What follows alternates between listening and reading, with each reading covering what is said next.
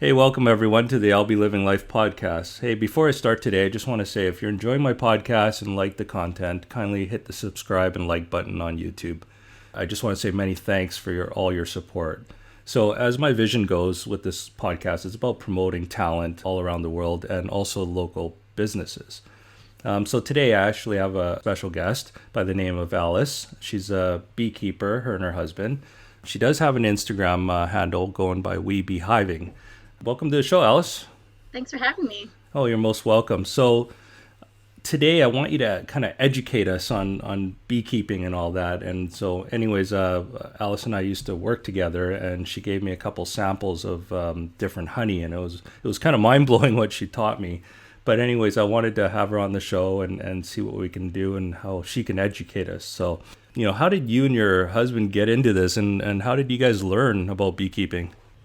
It's actually a bit by happenstance. I suppose my mom and our family actually purchased honey from a beekeeper for a long time. Mm-hmm. And he's been aging, obviously. It's been like 30 plus years he's been beekeeping. Wow. And he actually had a stroke, bypass surgery on his heart. It's too bad. And so, and we're wondering, what are we going to do when you're gone? His wife was a beekeeper with him as well, and she's like, I'm not doing this anymore. And he's like, well, why don't you take over? You can have this. I was like, oh my gosh. Wow. There you go. Hey. It kind of really just dropped into my lap. I just kind of opened my mouth a little bit and asked, what are we going to do? And I said, and I don't think he really expected me to say yes, because I was like on it. I was like, absolutely. And he was like, oh. And so we've been learning from him, heading out to Abbotsford every week for the past few years. Wow. And really picking up what we can from him. Because I think as a beekeeper, there's never really a right answer. There's so many different ways of beekeeping. And so having him has been invaluable to us. And last year we kind of took the plunge and said, okay, we're going to do this. We brought home 3 hives, and it sort of exploded this summer. And we haven't had about the peak. We had 9 hives. Holy smokes!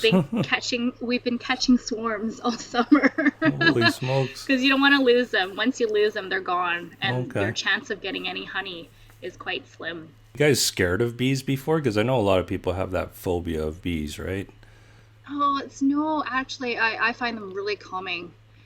They're the buzz. I don't know what it is. I just absolutely love it. Wow. Yeah. I guess it's like if you talk to a snake charmer, I love snakes, but no thanks to me. Anyways, like, have you guys got stung or anything? Like, I'm sure you have. I actually haven't. I've been very lucky. Wow.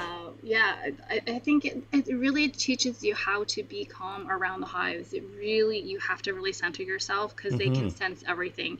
And I'm not saying that my husband isn't calm. I think he's the calmer of the two of us. But I think he does a little bit more of the grunt work around lifting the bees, because the hives can be quite heavy.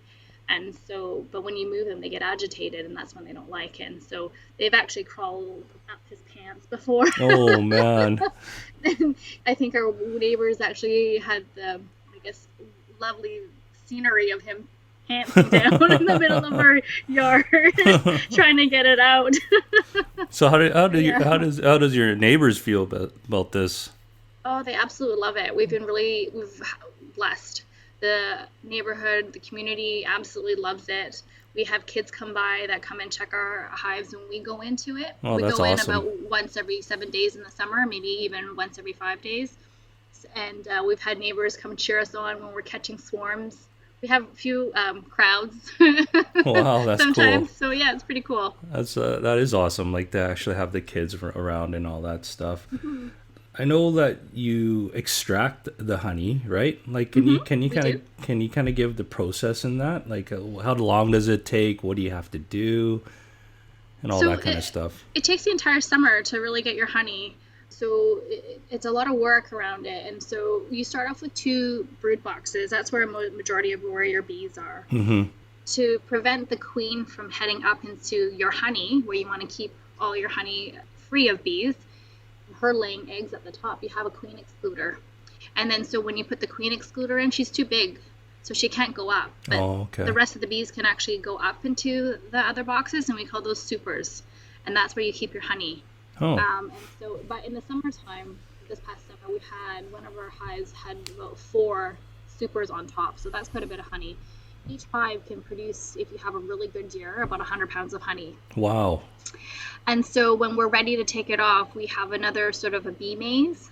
We put it in between each of the different supers, so we have to layer it from the top so that the bees all go down and they can't get back up again. And you take the boxes off. And then from there, you take it in, you take off the top wax a little bit. You got a little funny little extractor to uncap the wax. And from there, you put in a little bit of a centrifuge and you spin it. And then from there, it pulls out all the honey that you have. It goes into a little bin that we've got, and we have a little valve that, we can I see that. pour into a little jar. So it's pretty sticky. We have to layer a basement down quite nicely with newspaper and plastic cover.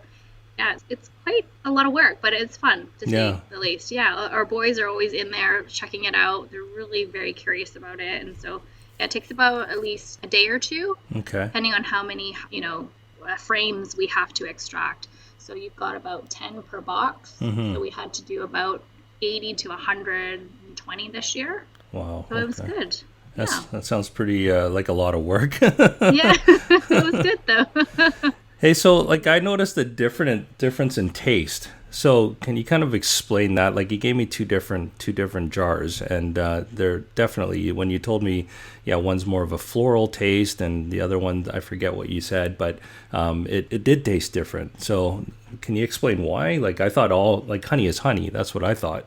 So I'm finding that, with a lot more interest in, not just bees and keeping, our food source around, but there's also a different interest in sort of the different honeys are in the local neighborhoods and around the world even. It depends on what your bees forage and what's actually in your area. So they don't go very far. They probably go about 100 meters or so around the area. Whatever they find, that they extract, and that's what you get to taste in your honey. Oh. So our area, because we have a lot of lovely gardeners, we have a lot of flowers, so that's where the floral notes come from. So you have the lavenders, you've got the licorice from the different herbs that are around in the gardens here. And whereas, out in Abbotsford, where our other beekeeper is and where our other hives are, they're more orchards. They've got more apples, they've got more kiwis and fruits. And blackberries. So that's a different taste. It's a lot sweeter. And so you get those licorice notes that you have here in the city here, for us anyways. Yeah. And then you have more of the fruit, really, really sweetness to your honey. That's where that comes from. Oh, so other areas, you've got Manuka honey, or you've got that's why you have clover honey. A lot of it would be from Alberta, or people sort of segregate it and say, oh, this is our blackberry honeys, because that's all the bees would forage. That's all they do. Yeah. I had no clue. I had no idea that stuff. I was like, isn't it just honey? When you told me, oh, this is more floral, and I'm like, oh, okay, I'll take your word for it. And I'm like, holy smokes. Yeah, we've had some samples that we've traded with other beekeepers around the area, and it's so different, even from the North Shore to the east side of Vancouver. Very different. Huh. Who knew, eh? But I mean, you did. So, other than honey, what else can you kind of what about your business? What do you have and what do you sell, or what can you produce from all these hives and stuff?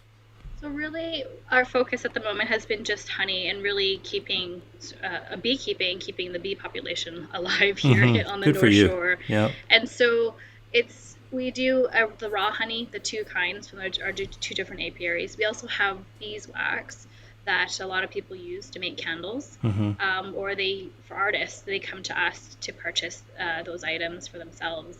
The other one we do, actually, it's raw honey. It's called whip. We take raw honey, we spin it and whip it. And so it's nice and kind of really even stickier and gooier. It's creamy, sort of? Yeah, it's creamy. Yeah, that's a great way to describe it.